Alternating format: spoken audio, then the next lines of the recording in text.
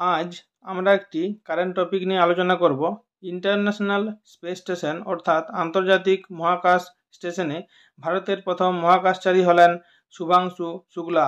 শুভাংশু শুক্লা এবং তার আরও 3জন সাথী মহাকাশচারী 25শে জুন পৃথিবী থেকে এক্সিওম 4 মিশনের আন্ডারে space x crew dragon capsule, যার নাম গ্রেস, এটিতে করে ইন্টারন্যাশনাল স্পেস স্টেশনে গিয়েছিলেন।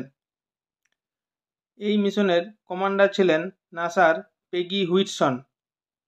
তারা 14 জুলাই ইন্টারন্যাশনাল স্পেস স্টেশন থেকে রওনা হয়ে গেছেন এবং 15 জুলাই আমেরিকার ক্যালিফোর্নিয়া উপকূলে প্রশান্ত মহাসাগরের মধ্যবর্তী জায়গায় অবতীর্ণ হবেন। জিকের মধ্যে এখানে বলা যায় শুভাংশু শুক্লা উত্তরপ্রদেশের মানুষ। ভারতের প্রথম মহাকাশচারী হলেন রাকেশ শর্মা। 1984 সালে 3 এপ্রিল তিনি মহাকাশে গিয়েছিলেন। আর ভারতের প্রথম মহিলা মহাকাশচারী হলেন কল্পনা চাওলা।